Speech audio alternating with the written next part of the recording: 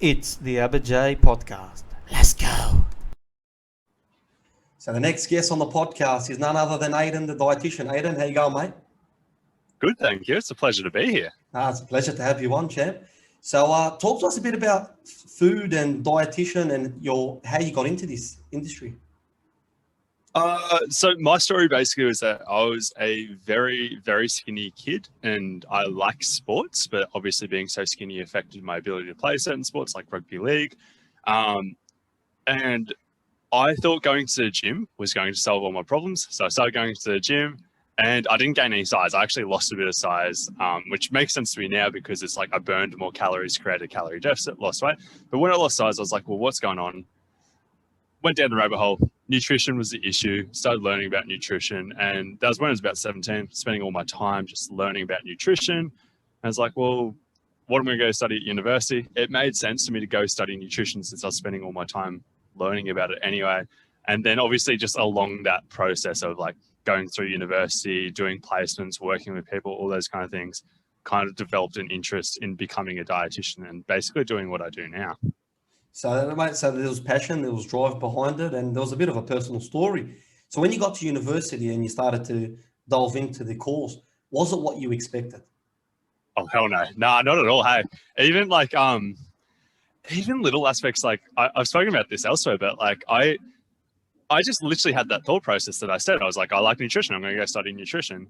I don't really think about it, but guys don't become dietitians. Like it's such a small percentage of the profession. Like it's just like, and it makes sense. Like girls care about nutrition more than guys do. Let's be real. But like about in a course of over 20 people, it was like 4 guys. And that's pretty representative of what the profession is like. And in terms of like the content and stuff like that, like I got into nutrition more from like the physique, bodybuilding, powerlifting, like that kind of standpoint.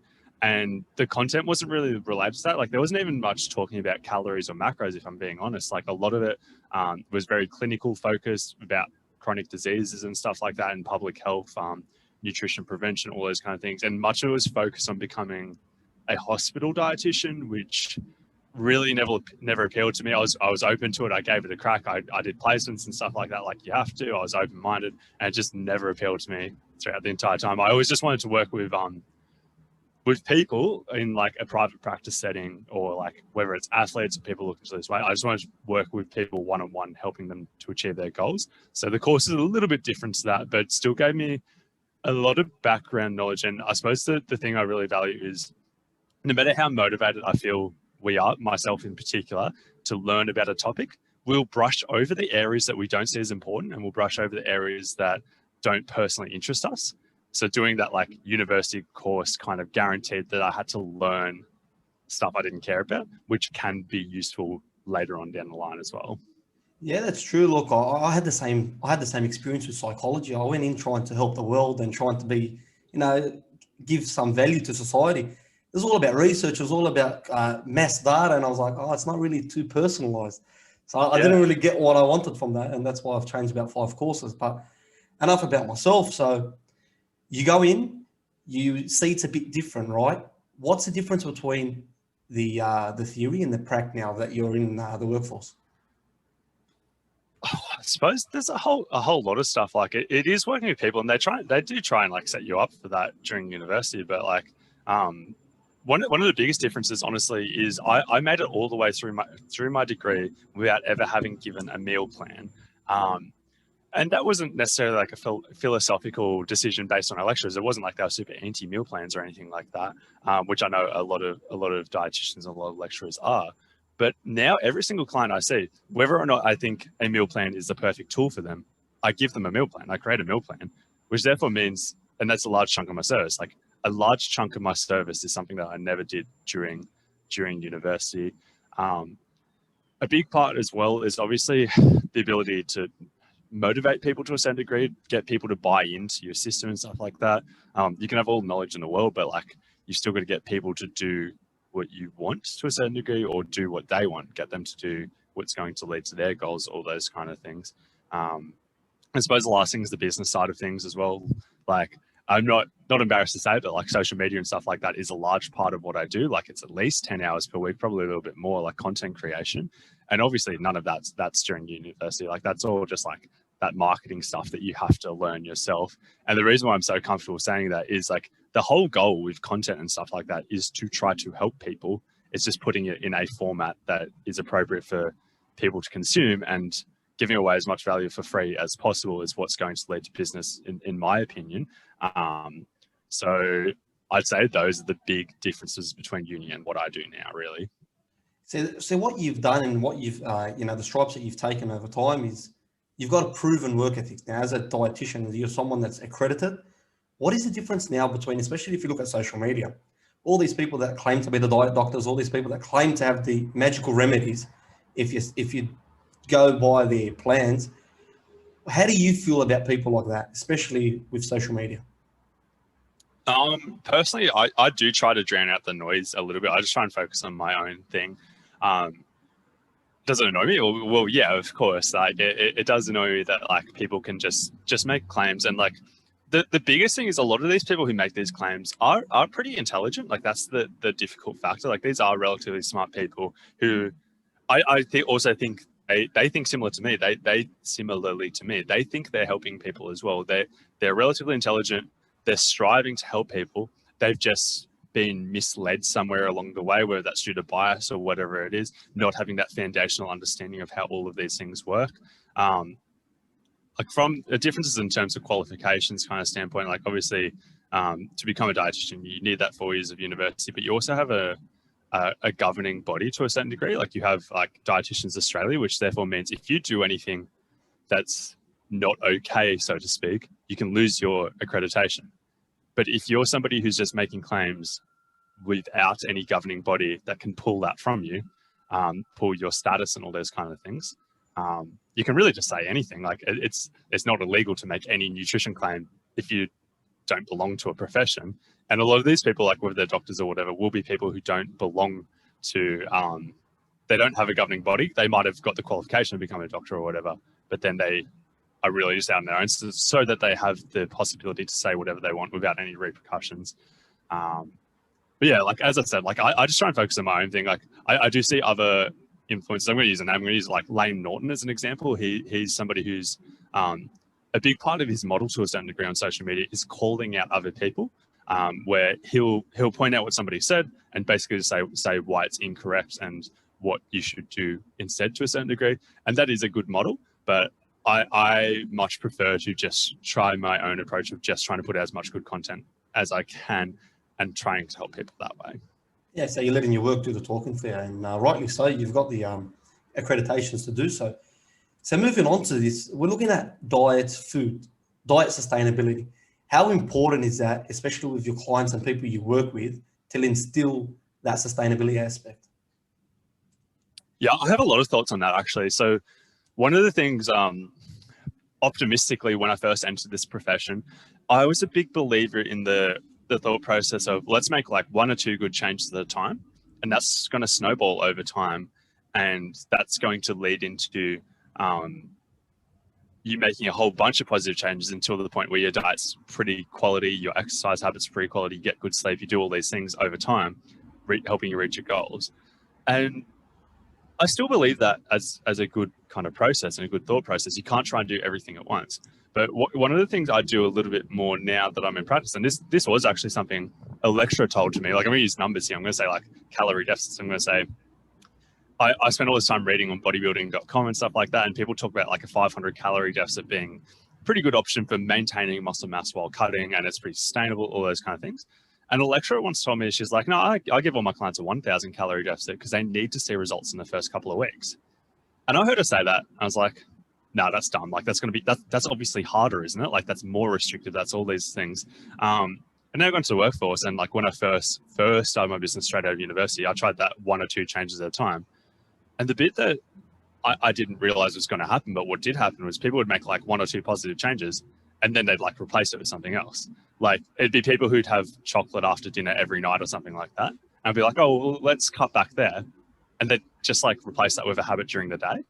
I was like, okay, this is not what I expected, but like, and this isn't me saying this is what happens to everyone. This is just what was happening with people who were working with me.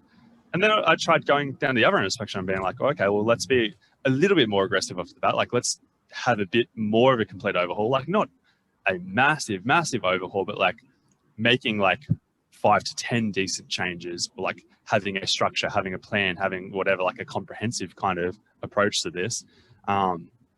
Doing it from that perspective and giving a plan that could be followed to a certain degree, being like, if you follow this relatively closely, you are going to get results, or at least we can make adjustments from there to guarantee results. Going with that approach, I noticed very quickly the people who get good results in the first 2 to 4 weeks of working with me are the ones who get great results over like a 6-month time frame.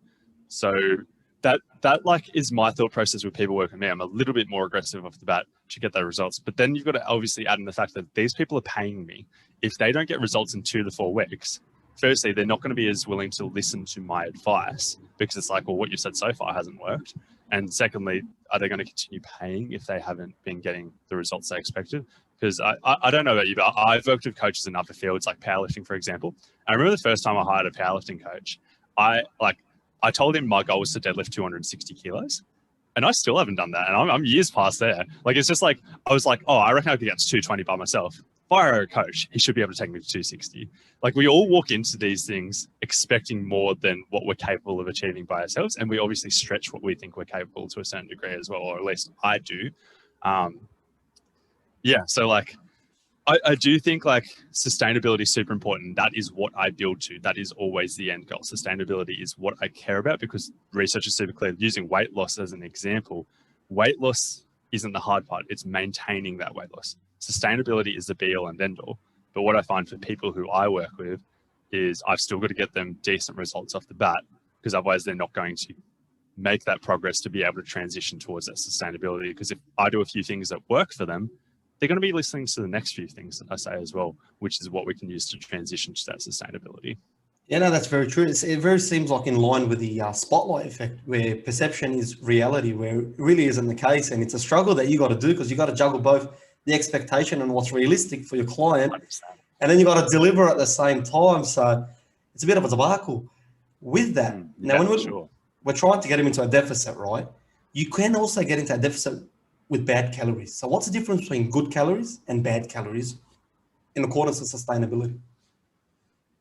Yeah, so I suppose that's a massive topic on itself. I don't personally use the word good calories and bad calories, but we know what it means. So like, we know like bad calories are typically like nutrient poor foods that, like, as in they're low in micronutrients. They're typically easy to consume in terms of making it easier to consume larger amount of calories, like higher sugar or whatever, or higher added sugar, lower fiber, typically lower protein, all those kind of things.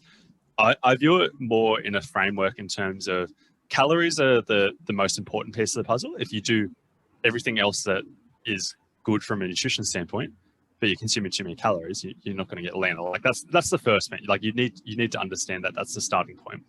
Then the next phase, like if we're looking in terms of a pyramid, the next phase I've got is macros. So you've got your protein, fats, and carbs. You want to consume sufficient protein to make sure that you're not losing a ton of muscle throughout the process. You want to basically, ideally, consume enough protein to optimize things. But at minimum, you want to have a minimum amount of protein that you kind of reach most days. And then carbs and fats, really, you can kind of do whatever you want with that, as long as you don't do anything silly. Like, for example, if somebody goes exceptionally low fat, as a male, the testosterone will drop. Females, it can have other impacts on hormones. But beyond that, you can really, unless you're trying to absolutely optimize things once again, you can pretty much do whatever. Then micronutrients probably shouldn't be completely ignored, or they definitely shouldn't be. Like, you want to be optimizing that to a certain degree, but at minimum, you want to be focusing on things like fruits, vegetables, potentially lean meats or alternatives, making sure you're getting enough calcium. You want to be doing all those things to at least avoid deficiencies or inadequate intakes, but ideally at least reaching the recommended daily intakes, potentially better under certain circumstances. When we look at it from that kind of perspective, in that kind of framework, it's like, if you have a ton of these quote unquote bad calories, you're not going to get enough protein. You're not going to reach those micronutrient targets. You're not going to get enough fiber, which is going to have impacts on gut health and stuff like that as well. So, but in terms of sustainability, taking it back to that point, if you try to completely exclude all these quote unquote bad calories, you're probably going to be excluding a ton of foods that you like. And then from another perspective is the size of the calorie deficit doesn't necessarily need to be massive, particularly if you're in no rush. If you've got all the time in the world to achieve what you're trying to achieve, you can be patient with this. You could have a really small calorie deficit if you want and still be moving in the right direction. So when we look at it like that, you could fill more than 80% of your calories from these, what I'd call good calories, or in my words, like minimally processed, whole, nutrient-rich foods, looking at it from that perspective, having a large chunk of your calories coming from that. And then that last 10 to 20%, there's literally zero downside from having those calories come from whatever other foods you like. Even when we're looking at it from like a sugar perspective, like, yeah, sugar's not great for our teeth. Like, that's a no-brainer. But outside of that, if you have like 5 to 10% of your calories coming from pure sugar versus 5 to 10% coming from less refined carbohydrates, so it's like, I don't know, let's use brown rice as an example. The impact on body composition and pretty much everything people are trying to achieve is zero. But like you've got to be making sure you're ticking all those other boxes. You want to be getting enough micronutrients and everything like that, enough protein. You don't want to take that concept to an extreme. But when you look at it in the big picture in terms of what we call flexible dieting, the impact on that added sugar in small amounts is nothing. It's not taking you away from your goals. And when you look at it like that, you probably should include a little bit of flexibility because it makes it so much easier to do.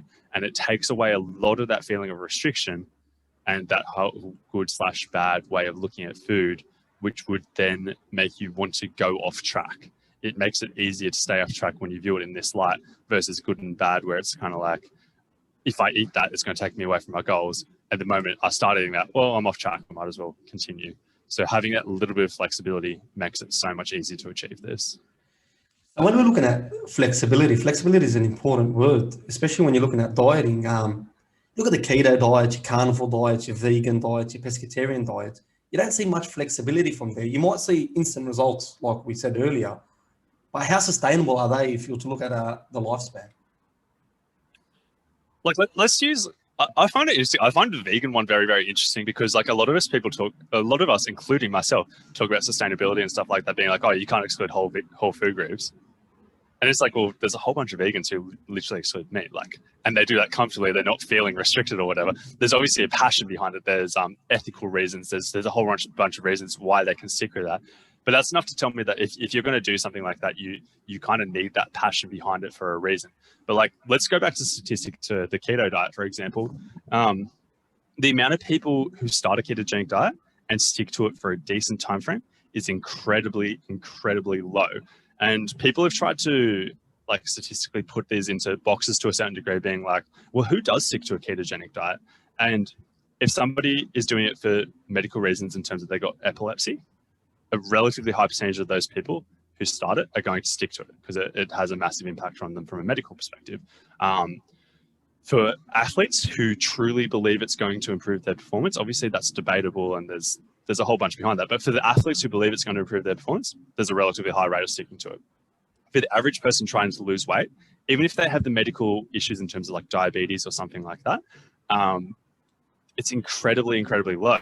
Using one study that comes to my mind, which had over 600 people, but obviously only 300 people in the low carb group, everybody was told to start with less than 20 grams of carbs per day, so ketogenic diet in that case. And then after a certain period of time, they were told just increase to the lowest amount that you feel like you can sustain comfortably. And after that point, every single person was above that amount of carbs. Every single person was out of ketosis, even though that kind of would have been a ketogenic diet study if they were able to stick to that kind of comfortably. And 300 people, 0 people being able to stay in ketosis tells me something, that all people looking to lose weight. But like, that's pretty like representative of what is actually going on. Very few people do it and stick to it long term. There are exceptions. There are people who love it. And for them, it's so much more sustainable. There's people who think that if they start eating carbs, they really struggle with stopping. But if they go into ketosis, it makes it easy because it's a black and white decision. Those people are very few and far between. Typically, the more extreme the diet is, the less sustainable it is. But then the more food rules are in place, the more difficult things become as well. Because if you go back to that model that I kind of just talked about before, where it's kind of like, hey, you need to focus on a calorie deficit, focus on getting sufficient protein, focus on getting enough micronutrients, and that's pretty much it. You can fit so many dietary styles into that kind of model. if you have one day where for whatever reason you end up relatively low carb, cool, that fits. You have one day where for whatever reason you end up relatively high carb, but you still get enough protein, roughly hit your calories. Hell, you could even look at it from a weekly perspective in terms of a weekly calorie deficit. So like you could overconsume one day, but for the week you end up in a deficit. If you move from that model, you can do anything really. Like you can be super comfortable. But if you're doing something, using ketosis as an example, but this applies to all rigid dietary styles, where you're striving for low carbs every single day, and then one day of the week or whatever you have high carbs, that takes you out of ketosis and you've failed your diet, so to speak. It makes it more difficult, and the effects that has on people mentally typically makes it harder for them to stick to stuff long term. Just the same as I heard somebody talking about on the radio, but basically like they were saying that like if they accidentally put sugar in their coffee, they feel like they're off their diet, and then they just like go hard on food for the rest of the day. It's like that's like 1 teaspoon of sugar is 16 calories. Like if you have 2 teaspoons, that's 30 calories. Like nothing in the grand scheme, but you've broken the diet, so to speak. So that's how I look at it. So yeah, from what I'm understanding, you don't want to be too extreme, and you rather want to take a more holistic approach to food, because from what you're saying is like you can balance it out in a way where you're still at a deficit, but you're still enjoying your food and you're enjoying the process of training. Sure. And I'm assuming your performance wouldn't be affected in training. If anything, your performance will be near optimal because you're enjoying your food, your energy levels are up, and so on and so forth. Yeah, for sure. And like the less extreme you are to a certain degree, like in terms of like very few athletes at the top level are succeeding in terms of like going from one extreme to the other from a nutrition perspective. Like they're not having periods where they're at a massive calorie deficit and then going to maintenance calories from there, or they're not like trying to gain size really quickly or anything like that. Usually they're relatively stable and stuff like that. And the other way I'd look at it as well is there's diminishing returns the closer you get to optimal. And what I mean by that is if your diet is 80% of what would be optimal, it's still going to get you like more than 95% of the results. Even little things like, I'm going to use protein as an example. Protein, we very clearly have research that like you want to be spreading your protein intake out across the day. 4 to 6 meals seems roughly optimal to optimize that, where you want those 4 to 6 meals for like an average size person, greater than 20 grams of protein coming from high quality protein sources. And you want to hit the total amount of protein as well for the day. That's what the research shows. That's how things work theoretically and stuff like that. The difference between that and having 2 protein feedings in the day, like two high protein meals, and hitting the same amount of total protein intake in a calorie deficit from a body composition perspective, from a research perspective, in every single study I've seen, comes out the same if calories and macros are matched. If I'm working with a bodybuilder going through a competition prep and trying to optimize things, I'm not going to do that. I'm obviously not going to do that. But it's kind of like when the research is showing that's the same, and it's quite similar from a calorie surplus. It's like the effort that it takes to optimize that to the next step, it's worth it if you are trying to optimize things. But if you're somebody who's not consistently reaching your protein targets every day and stuff like that, you'd be placing your effort in the wrong direction if you were going to do that. And that kind of principle applies to a lot of this stuff. In that seeking optimal, it's worthwhile, but I wouldn't do it until you're consistent with all of the basics first, particularly because like if you are consistent with everything and you've done that for a long time, yeah, I'd add that on top. But seeking optimal, particularly when you're inconsistent, is probably a way to set yourself up for future inconsistency, because it takes so much more effort for only a tiny little bit extra reward. Yeah, no, that's very interesting, because what I find most interesting, especially with mixed martial artists, is that what they put their body through in camp to get to the weight, and the nutrition is obviously the most important thing in the camp aspect. You look at a fighter like Conor McGregor, he went from a carnivore diet in the first Nate Diaz fight to a vegan diet in the second. So he took an extreme, because he felt that had an effect on his performance.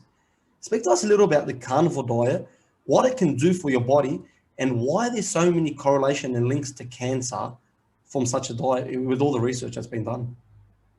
Yeah, for sure. So yeah, the Conor one's that's an extreme example as well. And like he let's be real, he was doing some dumb stuff with nutrition, particularly in the lead up to that first fight. It's one of those cases of somebody being a great athlete despite their nutrition knowledge, not because of it. But the carnivore diet, like firstly, I'm going to go take a different angle of this. Like there's very little research on the carnivore diet. there's a lot of research on red meat intake and stuff like that in the context of a regular diet, of a, I suppose you could call it Western diet. But for the carnivore diet alone, there's very little research, because it's probably a topic that a lot of researchers look at it and they're like, no, this just isn't a great idea. Like, it's just like, we have this wealth of information showing that vegetables are good for us. Like, let's not even spend our time studying this. And it's early days. It's only really, like, it's been around for a long time, but it's only really been popularized over the last few years. Starting off with like red meat and cancer, the guidelines I go by, and I'm much more comfortable with higher intakes of red meat than most other dietitians and stuff like that. But the guidelines that I'm like, hey, it's probably worth still sticking to this, is less than 455 grams of red meat per week is a comfortable guideline. I'm still very much pro protein. I'm still very much being like, hey, you should get this from other sources. And still very much being like, if you want to have more than that and you're comfortable with that, and a lot of your other lifestyle factors are on point, as in you don't smoke, you exercise regularly, you consume a decent amount of vegetables, you consume enough fiber and all this, you can go a little bit higher if you want. The real risk is bowel cancer. And the reason why the research is so hard to interpret, which is why you hear so many other people making strong claims in either direction, saying it doesn't cause cancer or it does cause cancer, is a lot of it's based off association. A lot of it's based off, hey, these people eat more red meat and they are more at risk of bowel cancer, as in they're more likely to get bowel cancer.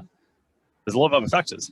Do people eat more red meat? They are more likely to smoke. They are more likely to drink. They are more likely to be sedentary. They're less likely to eat more vegetables, all of these kind of things. It's like, when you account for all of those other things, the association's a lot smaller. It's enough for me to be like, like, you probably, if you're consistent with everything else, as I said, you're hitting your protein every day, all those kind of things, and you have the choice between having a lot of red meat and substituting that for other options, I'd probably still substitute it after a certain point. But that's kind of how I view it. From the carnivore diet, though, like, the way I view it is, firstly, I think it's silly to exclude a lot of vegetables, or to exclude all vegetables in that case. It's another extreme kind of example.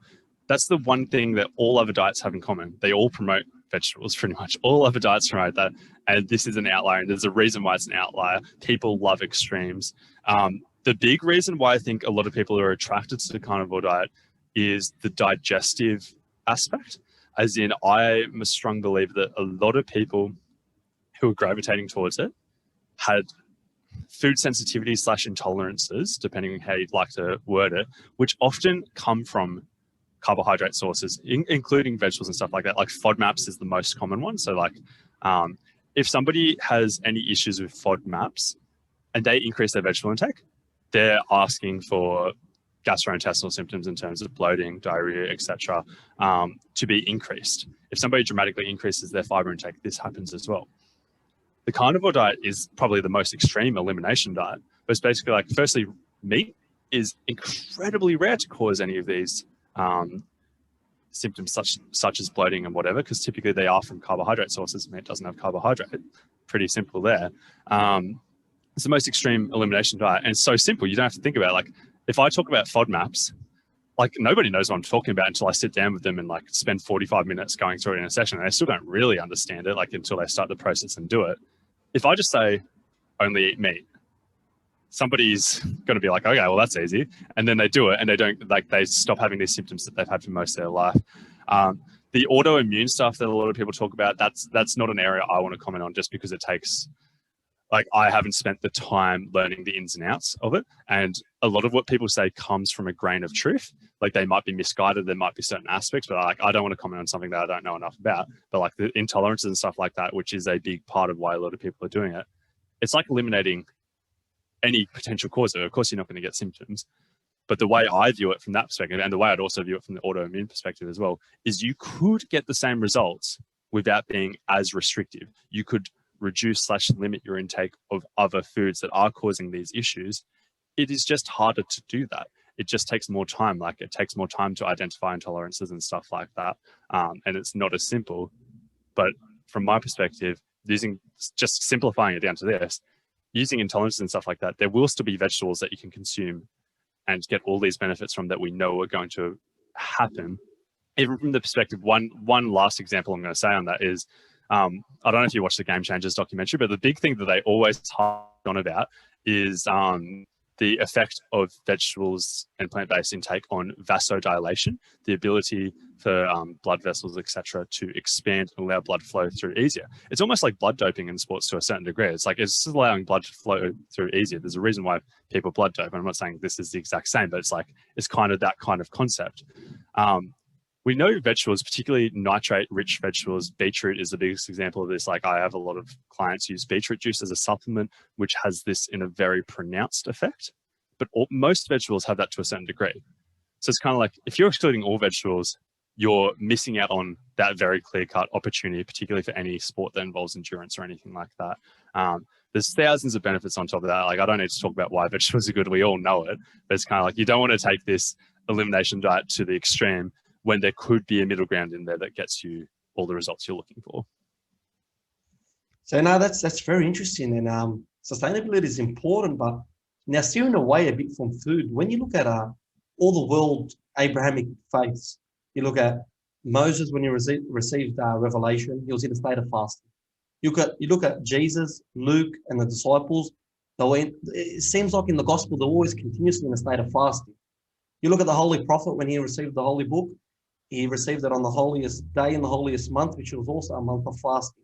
Now we know spiritually how fasting can improve a person and how self-growth and all that from internal parts. Physically, what's the secret to fasting? Because you see a lot of the new norm is intermittent fasting, and a lot of people are not eating between certain times. Physically to the body, what does that do for you? So a lot of like biohackers and stuff like this talk about, and they're not necessarily wrong, but like a lot of biohackers talk about, I'm not sure how you pronounce it, like I read all the time, autophagy or autophagy. I think it's autophagy. Like the breakdown of cells, kind of like sloughing away dead cells to a certain degree. And the benefits associated with that, a lot of them talk about the impacts on markers of health, such as blood glucose levels, cholesterol, blood pressure, all those kind of things. That one triggers me a little bit more because it's like these are already healthy people in a lot of cases who are already in the healthy range for these markers, talking about changes to these markers, when in some of these cases it's like homeostasis. It's basically keeping things within a range. They're talking about markers that are already in the healthy range that just kind of bounce around naturally. And they'll talk about it decreasing. I was like, it was already in the range where it like just, but anyway, not using that as an example, going on to other stuff, a lot of the benefits of fasting and stuff like that are hard to kind of measure to a certain degree because a calorie deficit over a weekly time frame leads to a lot of the same benefits as well. So it's kind of like, are these health benefits associated with fasting due to the fact that somebody is fasting, there's no food coming in for it's like a quite serious calorie deficit for a short period of time, or can you get the same benefits from a calorie deficit overall? Like I haven't phrased that very eloquently, but it's basically like if the weekly calorie deficit comes out the same, a lot of these benefits in terms of risk of cancer reduction, prolonging life, all these kind of things, you could potentially just get from restricting calories to a certain degree anyway. A lot of people talk about like the impacts on digestion and stuff like that and how it's good to give the gut a break. The gut rest thing's a bit of a myth, but like it's kind of like if you don't eat for 16 hours, like let's just use 16-8 intermittent fasting, of course you're not going to have issues while you're fasting. It's just like, well, you've got no food coming in. Like if we're using those intolerances and stuff like that as an example, you've got nothing coming in to be causing these issues. But if you're matching your calorie intake, as in you are having the same calorie intake, you now only have an 8-hour window to consume all of this food. And that's probably going to cause issues if you consume the same amount of food.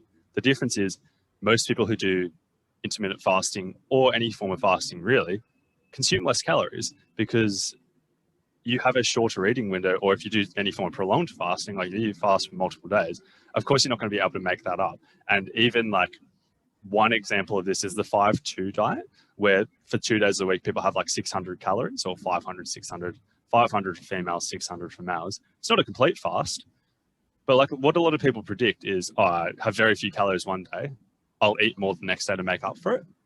And the research is really clear that people don't do that. Like they, on average, have about 10% extra the next day. They don't compensate a whole lot. So they end up with a lot less calories. My views on it is it's definitely fine to do. I wouldn't go out of my way specifically to be doing it for all these health benefits and stuff like that. And it is something that I looked into quite a bit a couple of years ago. It's something that I had a bit of an interest in. And it's kind of like if I came to the conclusion that it would be beneficial from a health perspective, without hindering performance as well, I would do it myself. I'd be interested in it. One of the things we know though is with protein, you can't really catch up on protein intake. You can't have less one day, like a suboptimal intake one day, and then catch up the next day. It just doesn't work that way. You've got to have a steady like stream coming in day after day after day. And from a performance standpoint as well. So obviously you can't necessarily optimize body composition to do that. But like if it's fasting infrequently, it's not the end of the world. But then also from a performance perspective as well, using 16-8 fasting, if somebody is an athlete and they're training multiple times a day, they won't be able to train as hard or as effectively or anything like that either. So yeah, there's pros and cons. Like if you've got anything specific to talk about with fasting, like, or questions, I'd love to go down that rabbit hole further, but that's my overall kind of view on it so far. Yeah, no, see, the most thing I find interesting is about the cells and the rejuvenation and the killing of cancer cells just from having abstaining from food for a certain period of time. It almost feels like that your body's rejuvenating and it's trying to repair and minimalize. Because I don't think the studies say you get rid of, but it shrinks it down. Yeah, that was the most like interesting thing. That's where I generated a lot of my interest into it as well. But my thought process has evolved over the years in terms of thinking, well, calorie restriction in general seems to do that same thing. Just it's like if you do a short-term, like a acute study, like if somebody's fasting for 16 hours and you study them during that 16 hours, we can clearly see this effect happening. It's a no-brainer. It's very easy to measure. If somebody does it over a 7-day time frame, for example, where they come to the same weekly calorie deficit, it's not as impressive, the numbers, but it still appears to be happening. And that is something that, like, if in a couple of years' time I find out I'm wrong on, I'm pretty okay with that, because it is an interesting space. But like that's how I'm thinking about it at this stage. Yeah, because it always intrigues me that all these Abrahamic faiths from the past, and we've moved towards modernity, and we're only starting to realize what the secrets of fasting could potentially hold. Because as a Muslim, we fast in the holy month of Ramadan. So we're fasting from sunrise to sunset. And it's interesting that you say you're at a deficit because, geez, I put on weight every year. I'd like to be in a deficit. Yeah, that's another thing as well. Like that's not uncommon as well. Like it's a sweet. That's an interesting one, the compensation. It's funny, man, because I wouldn't be complaining if I lose the weight, but it seems like I gain it every year. I get about 2 or 3 kilos. So it always intrigues me as to the benefits and stuff, because a lot of the athletes, even you look at George St. Pierre, he's gone through his gut health and he found that intermittent fasting was a solution. And it's interesting that you say, especially because he's got a digestion issue, if you're not eating, and then you can't really be affected in that time period too. Yeah, like it's for sure going to help with stuff like that. And like the other way I view it as well is like with any digestive issues and stuff like that, like there are other solutions as well. Like even like how I talked about FODMAPs and stuff like that. And like with the average person, like we go through the full elimination phase and then reintroduce foods. With athletes, it can be a bit different, like particularly with athletes who eat a lot of food.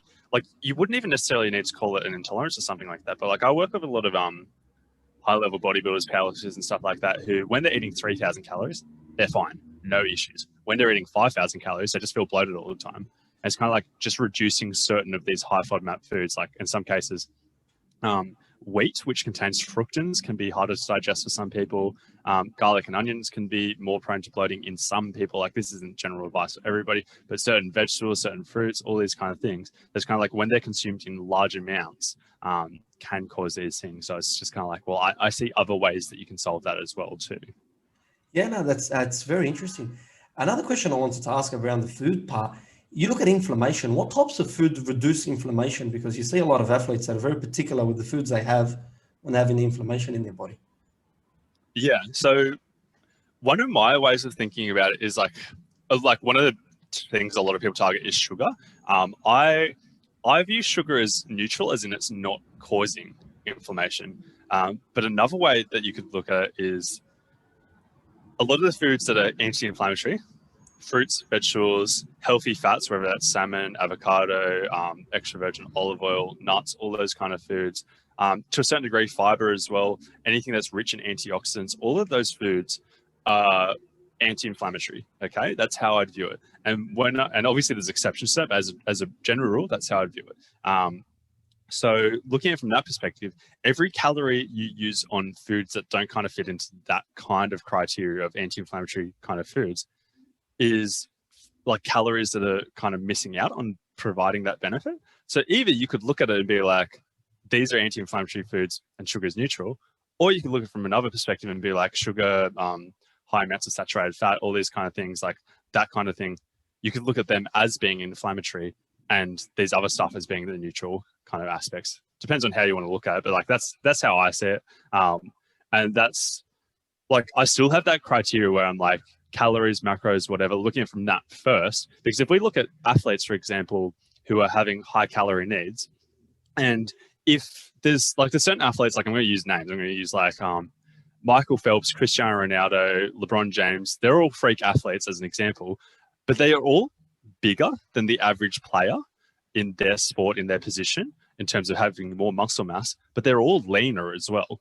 They're all quite lean and like they have low levels of body fat. And it's like, if they don't get enough calories, they lose size. They lose a competitive edge. So it's like, we start there first. If they're not able to eat enough calories from these quote unquote clean foods, these anti-inflammatory foods, they lose their edge from a performance perspective because they're not eating enough calories to maintain their size. That's the priority first. But if they're able to nail that and they can get that comfortably, then it's like, well, every calorie we're using on foods that aren't necessarily anti-inflammatory is calories that it could potentially, to a small degree, increase injury risk. And like, I don't know as much about Michael Phelps, but using Ronaldo and LeBron as examples, once again, they're genetic freaks, but they've also worked very hard to avoid injuries. And both of them, I don't know so much about Ronaldo more recently, but he's quite old, but like LeBron in particular, actually both of them to a certain degree, very few injuries throughout their career. And both of them are known to have low sugar intakes and stuff like that in comparison to all the other athletes around them. Tom Brady's another example. Like, he's got like weird thoughts on diets and stuff like that, but everybody's been saying every year, I know it's different recently, but like for like the last 6, 7, however many years of his career, people are like, oh, this is the year he's going to fall off. And he just prolonged his career so much, like same as these other athletes who have very little sugar intake, focus on these, they're very particular about their anti-inflammatory foods. The calories and macros come first, but if somebody's able to achieve that, we look at it from that perspective next. No, it's very interesting when you see such norms. What's the secret with coffee? A lot of people like to take their coffee. Is it something that can help you in your training? And is there any risks of taking it at certain times, like on an empty stomach, for example?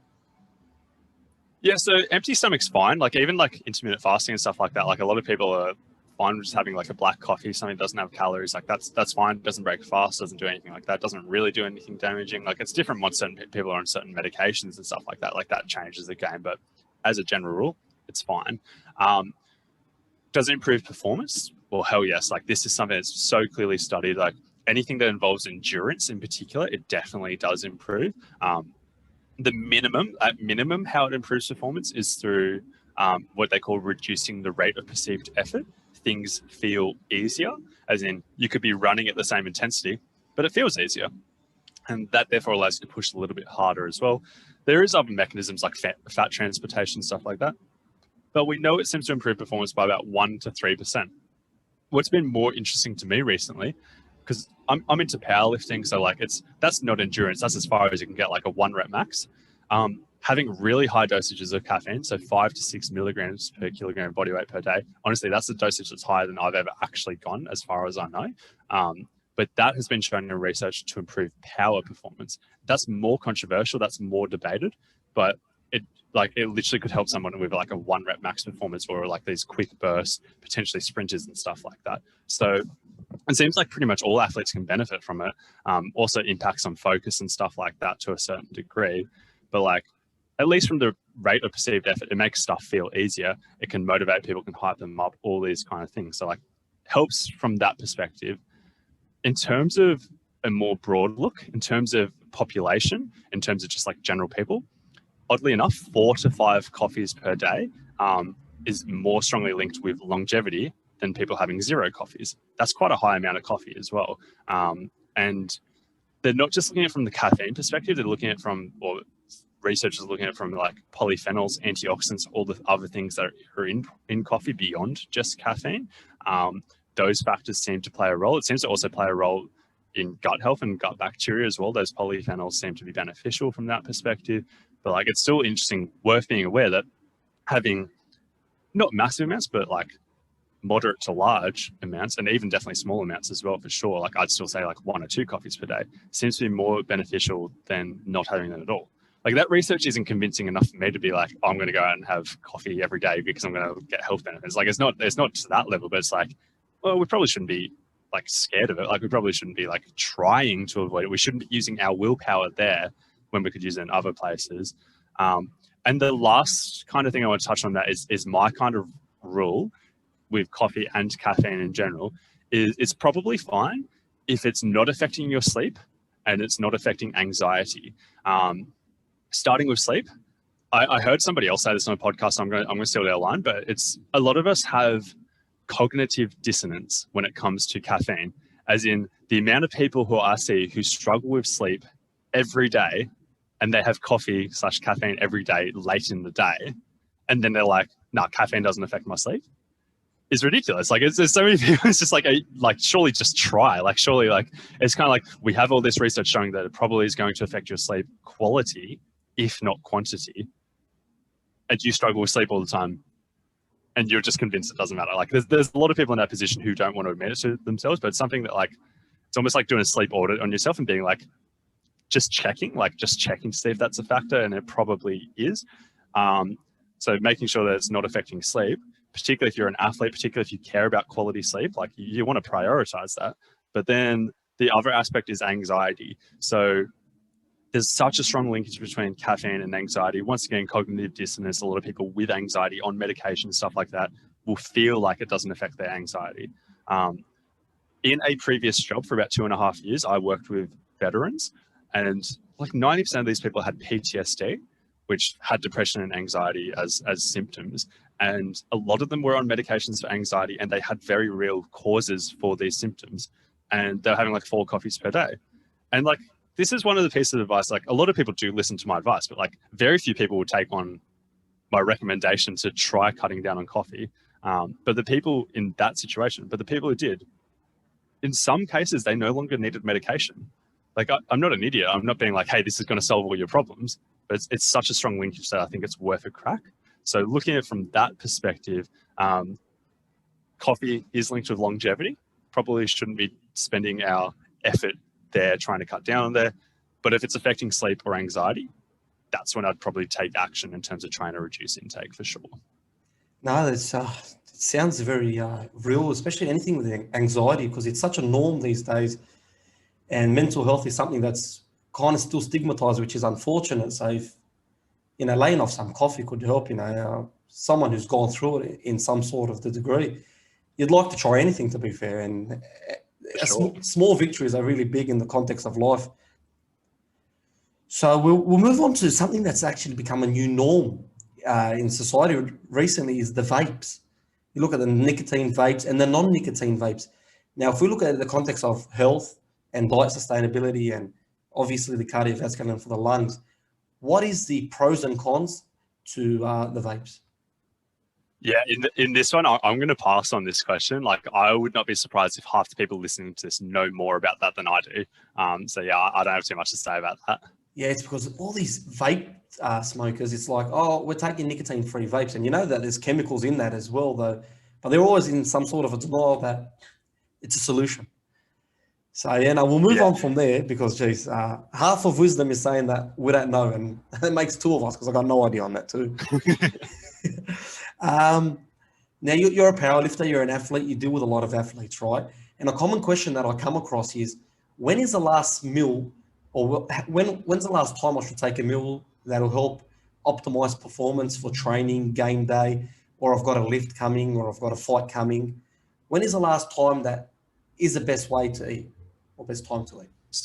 So super individual. My general guideline, which covers like 90% of people though, is 2 to 3 hours before the event, whether it's training, game day, whatever, having a decent meal that has, unless you're specifically doing low carb, outside of that, high carbs, high, easy to consume carbohydrates, foods that you know that you digest well, relatively low fiber, low to moderate fat, just to make it slightly quicker to digest, and potentially moderate protein, just like particularly if it's training and you're trying to get better, just so you've got some protein in your system.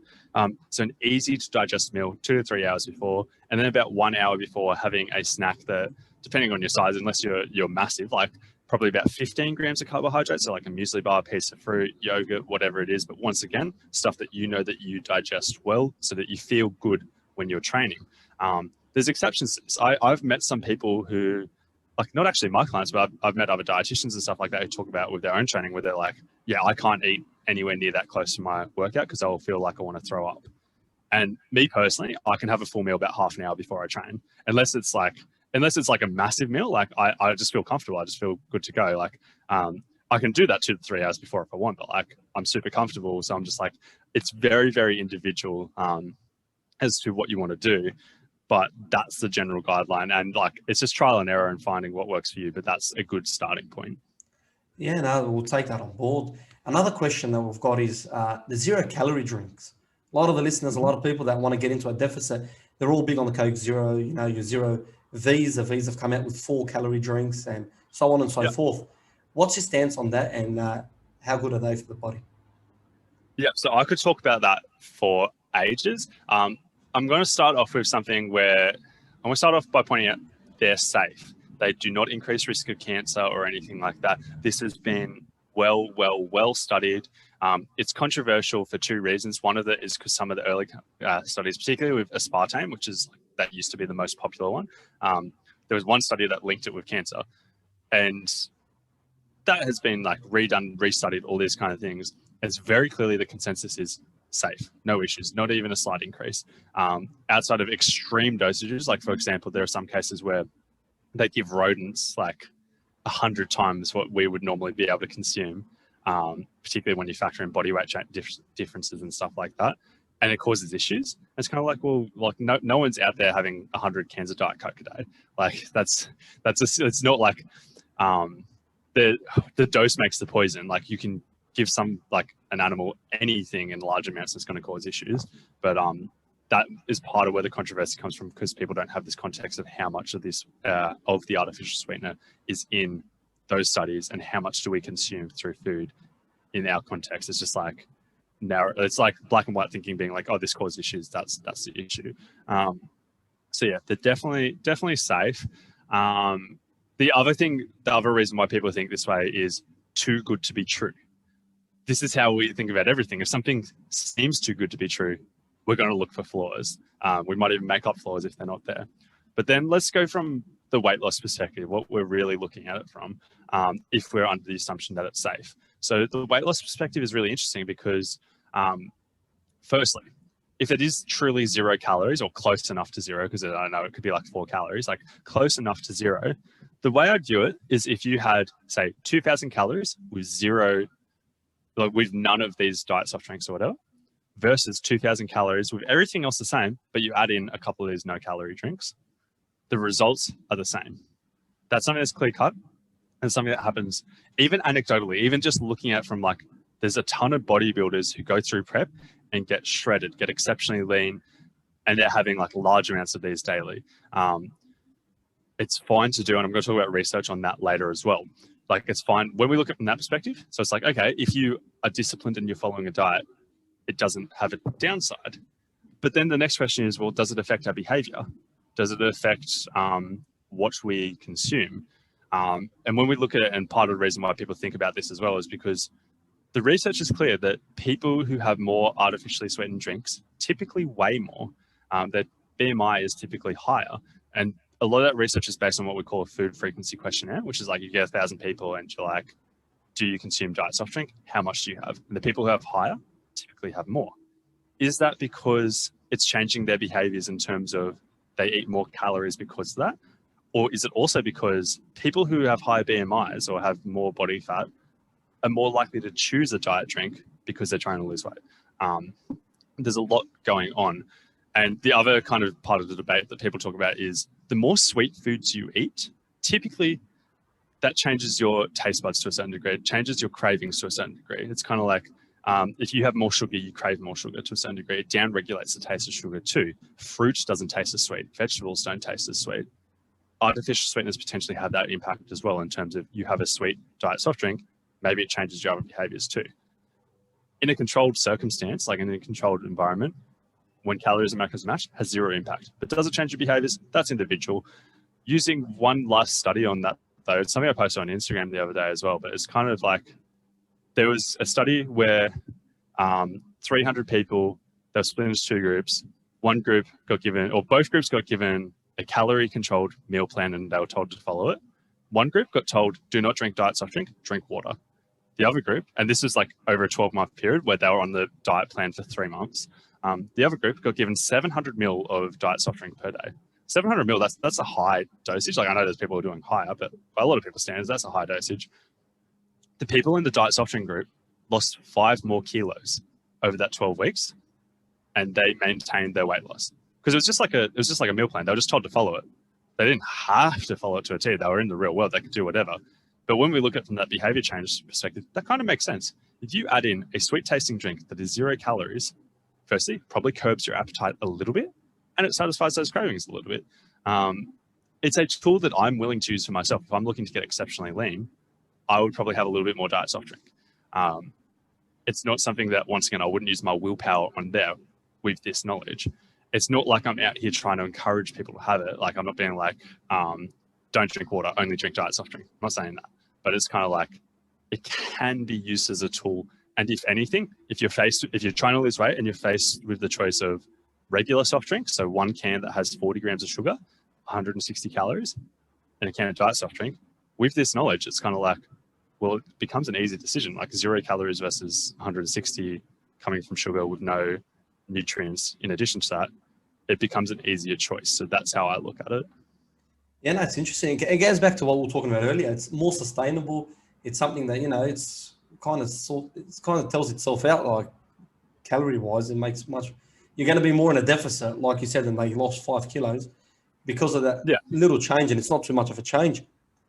Now, looking at mental health and how anxiety and sleep deprivation is a big thing. What types of food, what's recommended before sleep, what types of food, and how long away from sleep is the last thing you should eat? Yeah, that's a really interesting one. That's something that I've been thinking about more and more. Like, as I said, like I try to provide as much value as I can, either through Instagram or through my clients. And I've thought about that. I'm like, everyone could use better sleep. Like, what can we do?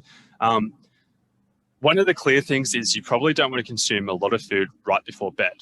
This is a struggle for a lot of my clients, particularly the powerlifting clients, where like if they work a 9-to-5 job and they've got to get 5,000 calories in, and it's not really acceptable to be having 3,000 of those calories while you're at work, because then you're going to have like a really long lunch break and stuff like that. A lot of them have this habit where they have like 2,000 calories right before bed. Probably not a great idea. And like at a population level, that seems pretty clear. Like you don't want to be focusing on digestion when you're sleeping, but also anybody who's got any form of reflux or sleep apnea or anything like that, like larger people typically are very likely to do. Having a lot of calories and then laying down, like it doesn't help things. It's probably going to reduce your quality of sleep. It's at the point that me personally, if I was faced with the decision of, I'm 600 calories below my target for the day, if I happened to be tracking, if I thought I was 600 calories below for the day, and I had the option of eating or not eating, I'd probably eat, even if it's just before bed. But like, I'd then just be like, okay, I'll try not to do that tomorrow. I'll try and do better tomorrow. Like, it's not the be all and end all, but it's something that's worth being aware of. In terms of foods to eat before sleep, the studies showing that having carbohydrates before bed can help sleep, like as in like 2 hours before bed, like not directly before. The studies showing that it doesn't do anything. Once again, I probably wouldn't go out of my way to do that. Magnesium before bed, magnesium supplementation. This is one of the ones that like a lot of people in the evidence-based community talk about. It's one of the things I kind of bought into, and it makes sense because magnesium upregulates a neurotransmitter called GABA, which basically tells your mind to switch off a little bit, which should theoretically help with sleep. That has been studied. The magnesium before bed has been studied, and it doesn't look that promising. For people with low magnesium intakes, I'm like, this probably does help. For people with high magnesium intakes, it probably doesn't. Melatonin, which I only found out quite recently, is I think it's prescription only in Australia. Melatonin does help with sleep, and it does help with basically like regulating the hormones to allow sleep. It's not massive. It helps on average regular dosages allow people to get to sleep 7 minutes quicker and stay asleep a little bit longer. That's not a dramatic change, but it's enough to care about. Another herb / supplement I've been, anybody who's got anxiety or anything like that, unless they've got an autoimmune condition, which I just don't feel comfortable supplementing with this under those circumstances, ashwagandha basically seems to de-stress people a little bit, which allows them to get more sleep. And the last thing I'd say on that is there's a few other things like tart cherry juice and stuff like that, which have been linked with better sleep, but like it's not at the point that I'm like trying to get clients to have it before bed, because I'm not fully convinced it makes a big difference. But I saw one of my dietitian colleagues, he works with the Australian swimming team basically. So obviously sleep recovery is important for them. He put together a study where he basically found like 5 of these things, including tart cherry juice and magnesium and a few other things, put them together and tried to find like a drink that he could make that had the optimal dosages of each that are associated with sleep, and tried to find like which one was going to be best. And like the conclusions of that study were like, to me, were so disappointing, because it's kind of like the middle dosage seemed to help the most, but there was no rhyme or reason with the other ones. It's not like the higher dosage you have, the more sleep people are getting and stuff like that. As in like people doing all these 5 different strategies, it helped improve their sleep a little bit, but it wasn't anything crazy.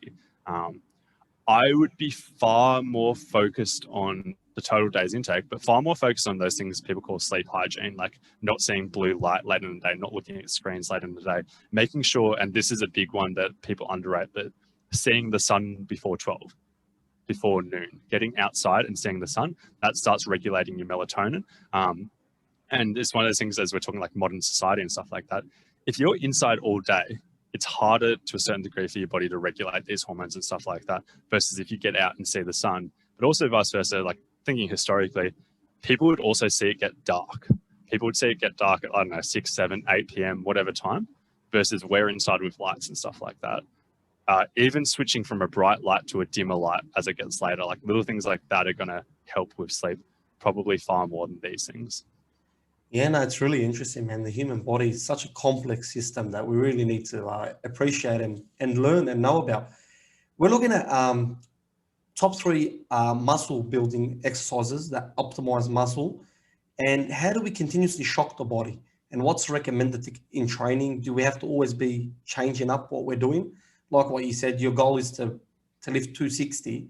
How are you working towards that? And what are the techniques that you could give to the people?